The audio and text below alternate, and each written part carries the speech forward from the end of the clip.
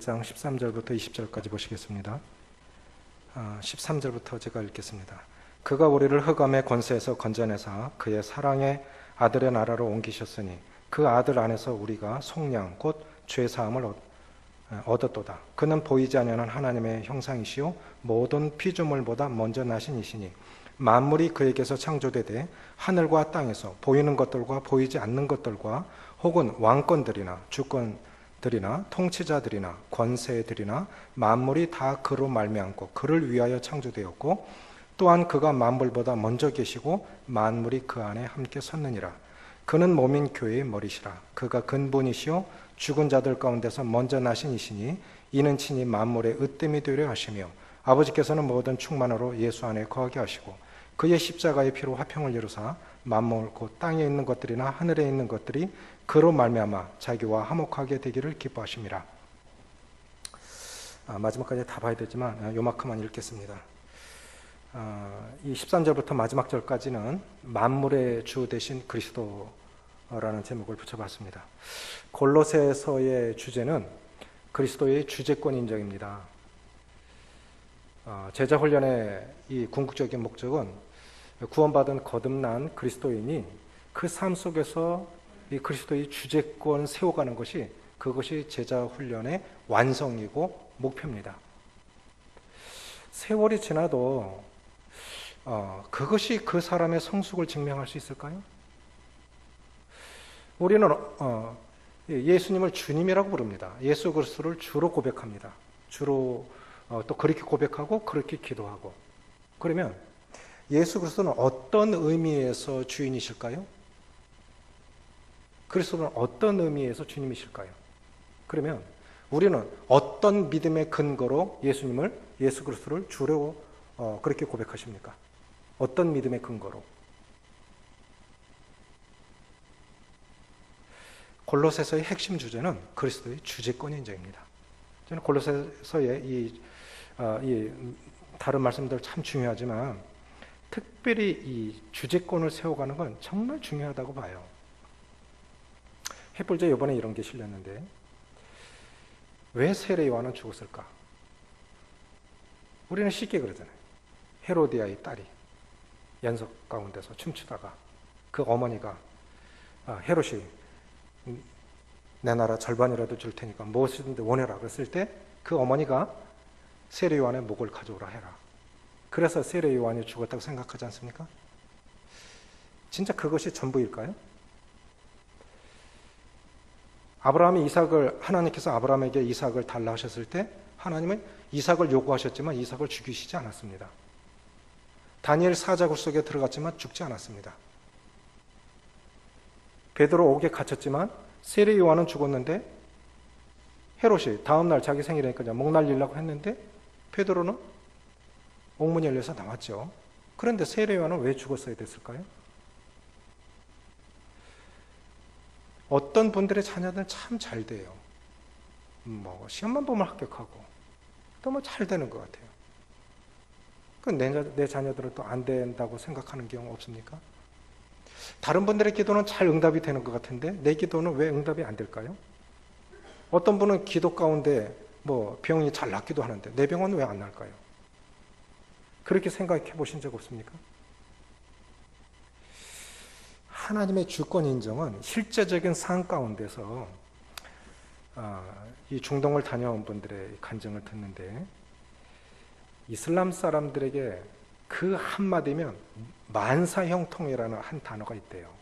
그게 뭐냐면 알라의 뜻이야. 그러면 지각을 해도 통과해. 알라의 뜻이야. 죽여도 괜찮고 살아도 괜찮고 알라의 뜻이야. 그럼 모든 게 통과가 된대. 하여간 이슬람권에서는 알라의 뜻이야. 그러면 모든 게 통과해요. 이번에 이강희님이 연재 집회 마치고 주례스로 나오셨다가 연재 집회 마치고 영남적 장로회 오셨어요. 오면서 한참 교제를 했는데 호주에도 이슬람 사람들이 굉장히 많대요. 레바논 피난민들을 받아줬나 보죠, 호주에서. 그런데 이 이슬람 사람들은 그 나라의 5% 정도 이상만 되면 이제 소리를 내기 시작한대요. 5% 이상만 되면 우리에게 기도처를 마련해달라. 그리고 시도 때도 없이 그냥 하루에 5번씩 기도하잖아요. 공부하다가도 막 엉덩이 바짝 쳐들고 기도하고, 아무 데서나 일하다가도 그냥 뭐 기도 시간만 되면 그냥 놓는 거예요. 그럼 이래라 그러면 차별금지법이 다 통과가 됐겠면 걸리는 거예요.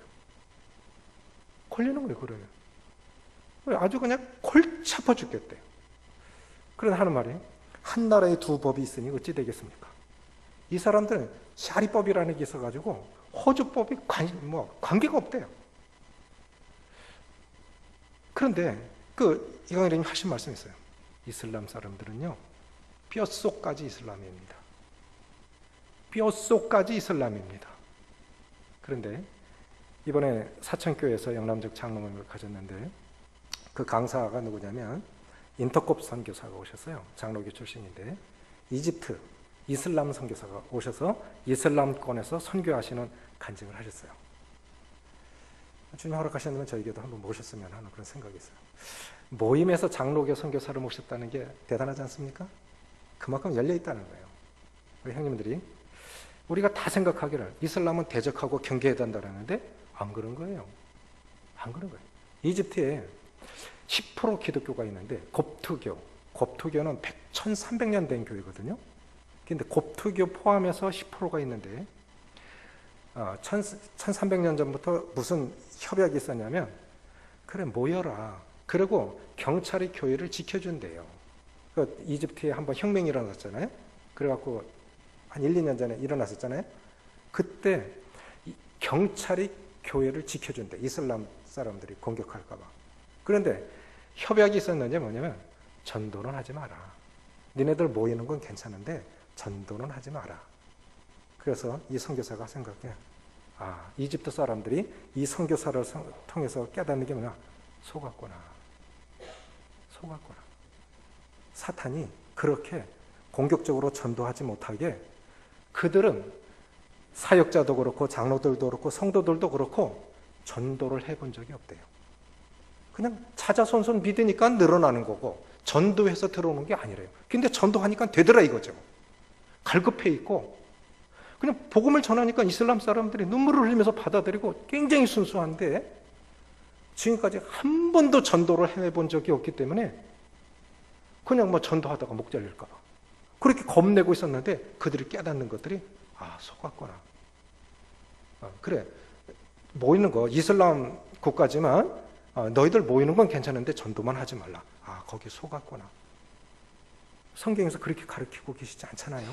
때를 얻든지 못 얻든지 전하라고 말씀하고 계시잖아요. 그러니까 그들이 속은 거예요. 동영상을 보는데 참 놀랍더라고요. 우리 삶 속에서 그래서 주권을 인정한다는 건 참 중요한 것 같아요. 그런데 이집트 사람들이, 모임 사람들은 굉장히 부자인데 그냥 일반 교계는 이집트 자체가 가난하기 때문에 굉장히 가난한 일반 교인 교회에 가서 이렇게 청년들을 대상으로 훈련을 시킨 것 같아요. 인터콥 그 선교는 굉장히 세게 훈련을 시키거든요. 그런데 이제 요르단이나 시리아 난민들 다른 나라에 가서 이제 복음을 전하려고 훈련을 시켜서 데리고 가는데, 비행기 표값은 니네들이 준비해라. 그러니까 안 가려고 그러더래요. 그러면 자꾸 기도하면서 해봐. 그런데 주님이 도우시고 어떤 사람 2년 만에, 어떤 사람 3년 만에 비행기 표를 준비해서 처음에는 이제 기도 가운데 이렇게 이 교회 사업가들이 도와줬나 봐요. 두 번째, 세 번째는 자비량하고들 가는데, 자기가 준비해가지고 가서 복음을 전해서 영혼들이 맺히는 걸 보면서 청년들이 변하더라는 거예요. 이슬람권 청년 그리스도인들이 변하더라는 거예요. 그분이 이런 말씀하시대요. 제일 쉽게 배우는 건 가르치는 거다. 동의하십니까? 제일 쉽게 배우는 건 가르치는 거다. 가르치면요, 연구하게 되고 고민하게 되고 기도하게 되면서 가르치는 사람이 제일 빨리 배워요. 전도도 그렇고 모든 것들이요. 그런데 수동적으로 하니까 못 배우고 안 변하는 거예요. 그래서 저는 그렇게 생각해요. 지금 청년의 방에 그게 있죠. 제자 삼는 제자.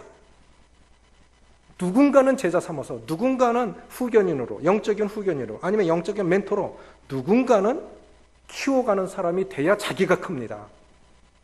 그거 없으면 못 걸 것 같아요. 누군가를 키워가야 돼. 그래야 애비가 되지 않겠습니까?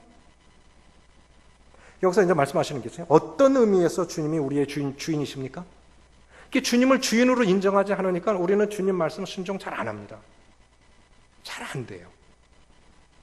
어떤 의미에서 주님이 우리의 주인이신가요? 네 가지 핵심 단어가 있는데 14절 보십시오. 14절에 그 아들 안에서 우리가 뭘 얻었다고요? 속량, 구속이죠. 그러면 예수님은 어떤 의미에서 우리의 주인이십니까? 구속자이십니다. 나를 도로 사주신 분. 그분, 나를 도로. 우리가 13절에 그가 우리를 흑암의 권세에서 건져내사 그의 사랑의 나라로 옮기셨으니 그 아들 안에서 우리가 속량 곧 죄사함을 얻었다. 나를 도로 사주신 분이니까 예수님이 나의 주인이시죠. 그래서 구속자. 또 하나 뭡니까? 창조주시죠. 16절. 만물이 그에게서 창조되되 하늘과 땅에서 보이는 것들과 보이지 않는 것들과. 예수님의 두 번째 창조주이시라는 면에서 우리의 주인이시죠. 보이는 세계와 보이지 않는 세계를 만드신 분이 우리 주님이시고 인류 역사를 BC와 AD로 나누신 분이 우리 주님이 아니십니까? 모든 것이 그래 주님의 뜻이야. 모든 것을 주님의 뜻으로 우리가 받아들인다 그러면 우리 원망불평하지 않을 것 같아요. 핑계대지 않을 것 같아요. 우리 교회는 사람을 변화시키는 것이 교회인데 이렇게 교회가 많은데 왜 한국 교회가 안 변할까? 왜 안 변할까? 왜 안 변한다고 생각하십니까? 한국 교회가 변하지 않는 이유. 통계 조사에 의하면요, 이단들은 조금 다를 것 같고요. 하여간 건강한, 건전한 교단을 통틀어서 우리나라 기독교 교회 50%가 주일학교가 없대요. 충격적이지 않습니까? 모든 교단 통틀어서요, 50%가 주일학교가 없다고요. 조금 지나면 이제 70% 갈 거예요. 왜 이리 될까요? 관심 없어요. 힘들다고요? 저는 그렇게 안 봐요. 사실은 관심이 없는 거예요. 이 시대에 맞게, 그 시대에 맞게, 그 문화에 맞게 얼마든지 전할 수 있는 거거든요. 실제로 그렇게 관심이 없는 거예요. 사람들은 이제 그렇게 이제 이슬람 사람들이 그거 위험해. 그래서 어느 자매가 이제 요르단 시리아 난민들에게 이렇게 복음 전하러 가려고 여권 준비해놓고 자기가 알바해가지고 비행기 표 구해놨는데 아버지가 여권을 감췄대요. 그런데 그 아버지가 누구냐? 목사예요. 그러니까 이 리비아의 건설 현장에서 일하는 이집트 kop트 교인 31명을 노란 제복기표 갖고 목 자른 거 한번 동영상 떴죠? 작년에? 그렇죠? 그 이집트 사람들이 리비아의 건설 현장에 노동하러 갔는데 리비아 IS가 kop트 교인 31명을 빼내서 목 자른 거예요. 그리고 동영상 그대로 뜬 거예요. 그러니까 오히려 아버지들이 반대하는 거예요. 이 시대도 그렇지 않습니까? 학원 가야 돼. 뭐 해야 돼? 오히려 부모 편에서 못하게 하는 거예요. 부모 편에서. 우리는 정말 저부터, 사역자부터 회개해야 되고 부모들이 정말 회개해야 되지 않겠냐 하는 이런 생각을 가져봐요. 우리는 뭐가 더 중요한 것인가에 대해서 정말 내가 그리스도의 주재권을 세워가는 것을 자녀들이 볼 수 있을까? 효를 가리킬 필요가 없다고 생각합니다. 저는. 부모가 부모한테 잘하는 거 보면 자녀는 저절로 배울 것 같아요. 어느 아동교육 전문가가 이런 말씀을 하셨어요. 자녀 교육 할 필요가 없다. 왜요? 부부가 행복하게 살으면 그게 자녀 교육이야. 최고 자녀 교육은 부부가 행복하게 사는 거야. 이 말했어요. 부부가 행복하게 살면 그게 자녀 교육이래. 최고의 자녀 교육이래. 그러면 효는 뭐냐? 부모가 부모한테 잘하는 거예요. 그러면 그거 저절로 배우는 거 아니겠습니까? 다 보고 배우죠. 우리 옛날에 욕하며 배운다 하잖아요. 저러면 안 되는데. 그럼 본 게 그거니까 또 그렇게 하는 거예요. 주님은 창조주이시고 구속주이시고, 세 번째 뭐냐면 17절입니다. 또한 그가 만물보다 먼저 계시고 만물이 그 안에 함께 섰느니라. 먼저 계시고 시간과 공간이 있기 전에 영원 전부터 계셨던 우리 주님, 그리고 통치자이시죠. 그래서 17절은 섭리자이십니다. 어떤 면에서 이슬람 사람들이 알라의 뜻이야 그렇게 받아들이는 것처럼 정말 그 이집트 선교사가 이런 말씀하시더라고요. 그분이 어떻게 영남적 장로 그 수양에 오셔서 그 장로 모임에 오셔서 간증하게 되시냐면, 안기부에 사무관이 계세요. 형제님이. 그 형제님이 이제 전 세계 다니면서 이렇게 그 일을 하기 때문에 이슬람을 연구하게 됐고, 이슬람을 연구하다 보니까 이슬람 선교 사역하는 한국인 선교사들을 만나면서 거듭난 선교사들만 골라서 친하게 지냈는데 그 중에 한 분이 그분이세요.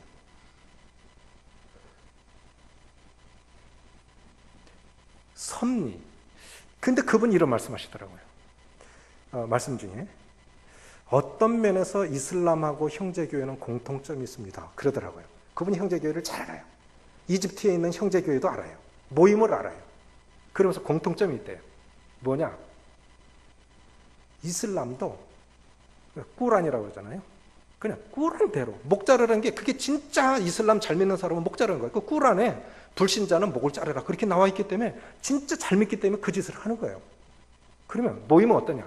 성경대로 하려고 한다고 하는 거예요.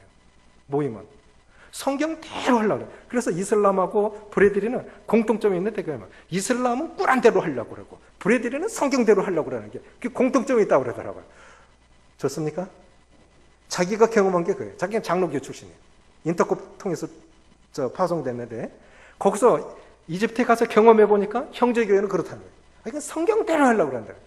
그런데 정말 더 이 믿음을 세워가려면 주제권이 세워져야 돼요. 그래, 네 가지 의미에서 주님이 우리의 주인이십니다. 첫째는 우리의 구속주이시고, 창조주이시고, 섭리의 주인이시고, 또 교회의 머리시니까 통치자 아니십니까?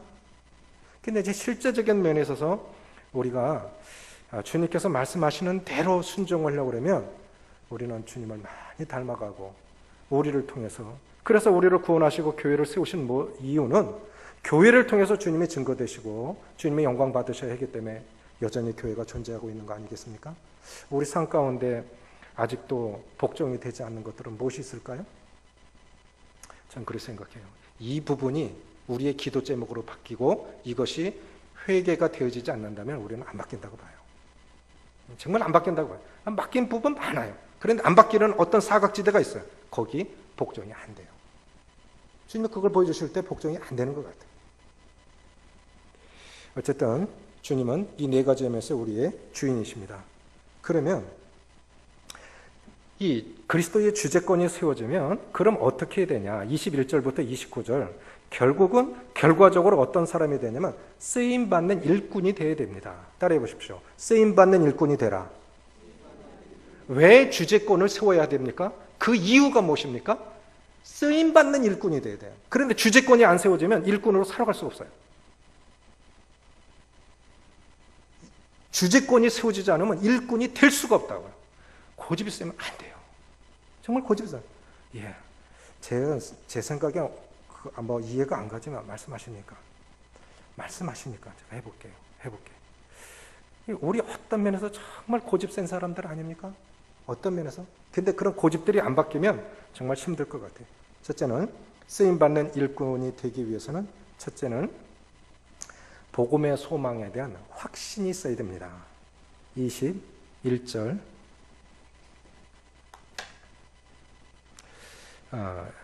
23절 같이 읽겠습니다. 시작.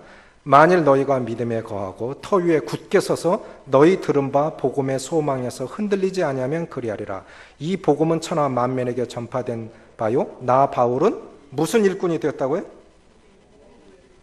25절 같이 읽습니다. 시작. 내가 교회의 일꾼 된 것은 하나님이 너희를 위하여 내게 주신 직분을 따라 하나님의 말씀을 이루려 함이라. 지금 여기 두 일꾼이 나오죠. 첫째는 무슨 일꾼입니까? 복음의 일꾼입니다. 먼저는 복음의 일꾼입니다. 복음은 전도자만 전하는 것은 아닌 것 같아요. 물론 전도 은사를 가진 분들이 계십니다. 아주 잘하시죠. 그러나 전도는 다 해야 되는 거예요. 다 해야 되는 거예요. 세계적으로 존경받는 미국의 목사님이 계세요.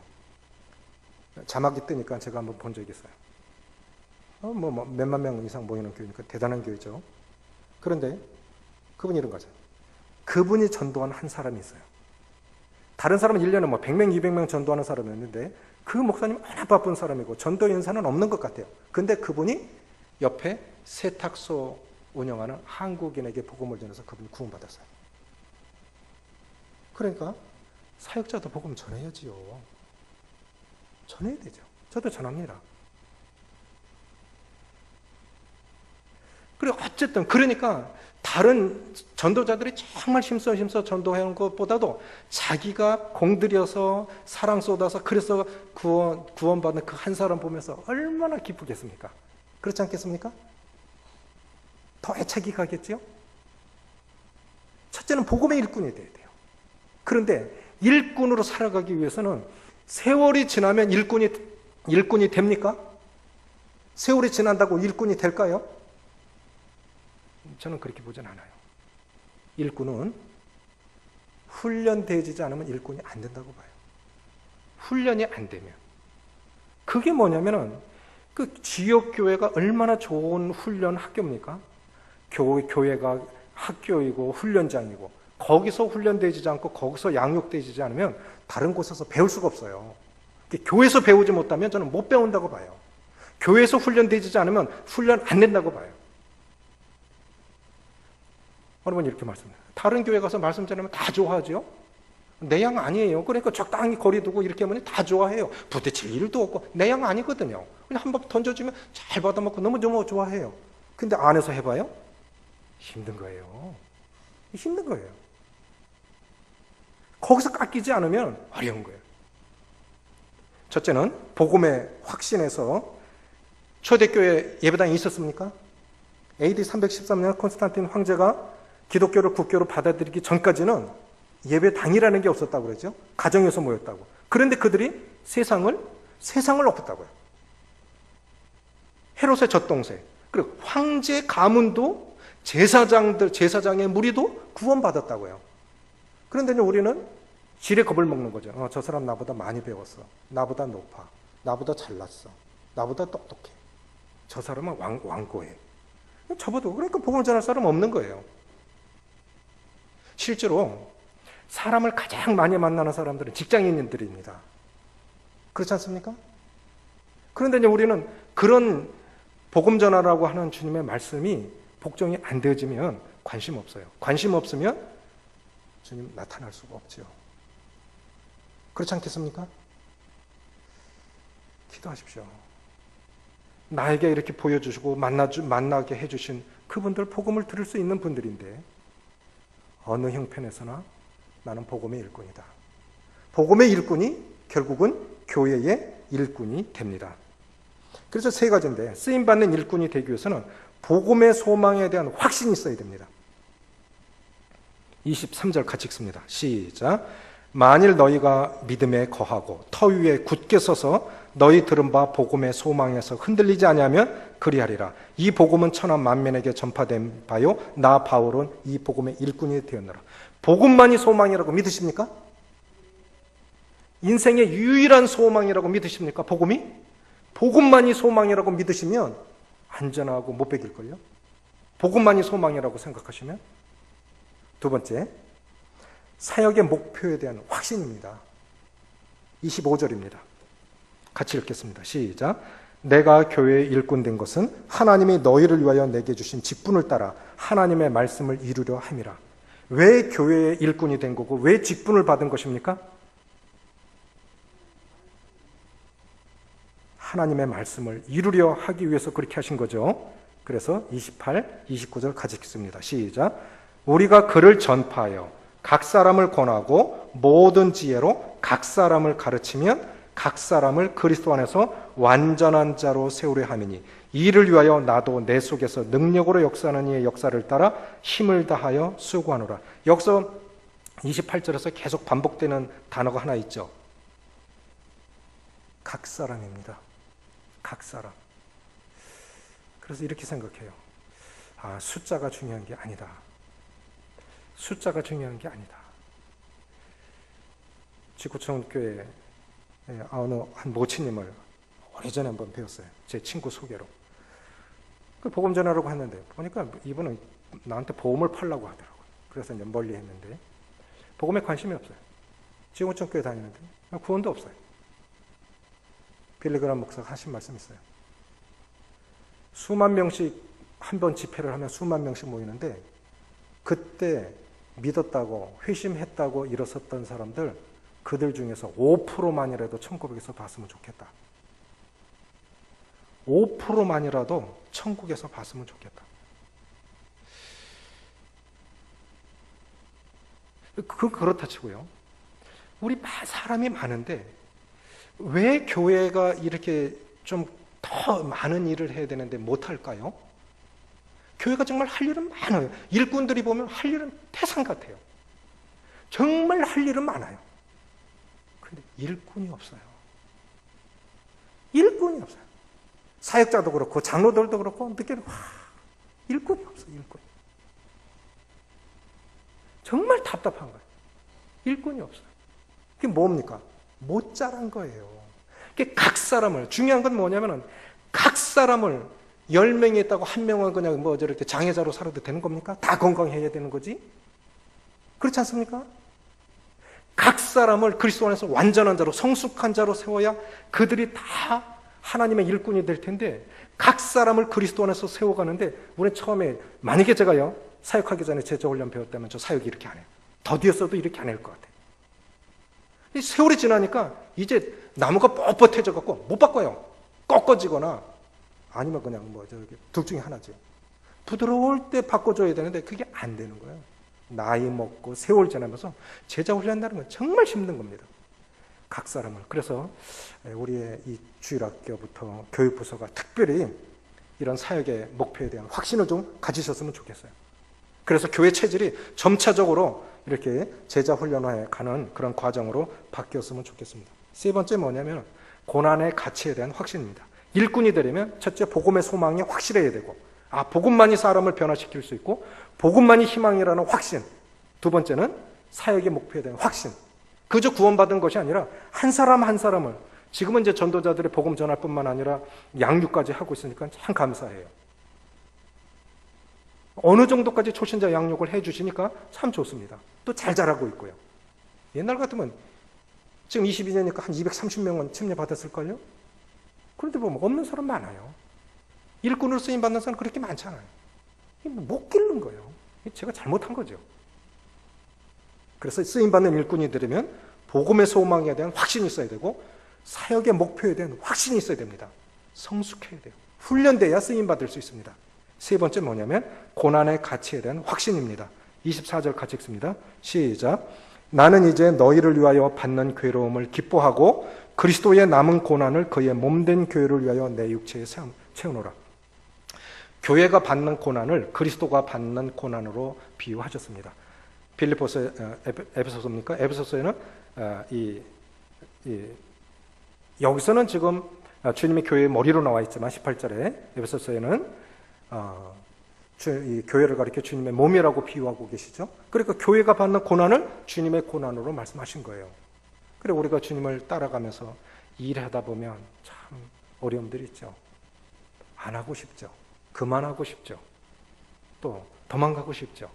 그런데 그 고난의 가치 우리는 사람한테 인정받거나 사람한테 보상받는 것은 그것은 안 맞는 것 같아요.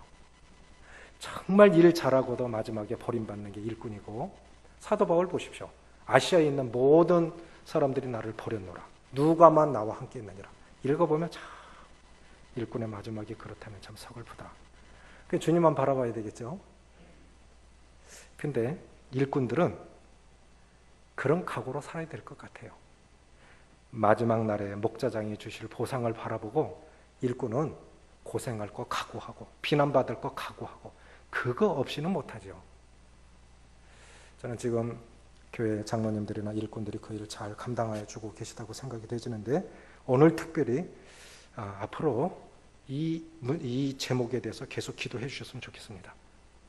우리 성도가 그렇게 모임적으로는 적은 성도들이 아닌데 이가이르님 호주에 사시면서도 팔공로 교회 소식은 전국에 다 소문이 얼마나 좋게 나 있는지 그렇잖아요. 이쁘게 봐주셔서 그렇죠. 좋게 소문나게 하셨잖아요. 그런데 진짜 그렇습니까? 진짜 소문처럼 그렇게 건강한 겁니까? 저는 생각하기를 교회가 건강하려면 일꾼들이 돼야 됩니다. 서부 개척 시대에 포장마차, 그 포장마차 그게 이제 그게 뭡니까? 여행 수단이지 않습니까? 1등석, 2등석, 3등석이 있는데 마부가 맨 앞에 앉고 1등석은 제일 좋은 자리, 2등석은 중간, 3등석은 뭐 뒤에 앉거나 서서 가는데 그런데 마부가 3등석, 2등석, 3등석이 누군지를 쳐다보고 출발한대요. 왜요? 포장이 안 됐기 때문에 징구렁텅이 하면 바퀴가 빠지고 막 고장나는데 1등석에 앉아있는 사람, 1등석 산 사람은 좀 비싸게 주고 샀기 때문에 마차 바퀴가 빠져도 안 내린답니다. 2등석은 내려요. 3등석은 내려갖고 같이 고쳐야 돼요. 그래서 저는 교회 1등석 타고 있는 사람들이 많을수록 그건 정말 안 건강한 교회다. 2등석이 많은 사람도 안 건강한 교회다. 3등석, 보이는 대로 일하고 생각해서 일하고 계획해서 일하고 그런 일꾼들이 많은 교회가 정말 건강한 교회고 하나님의 뜻을 이루는 교회고 하나님이 기대하시는 그런 교회라고 생각해요. 그런 교회가 되도록 기도해 주셨으면 좋겠습니다. 기도하시겠습니다.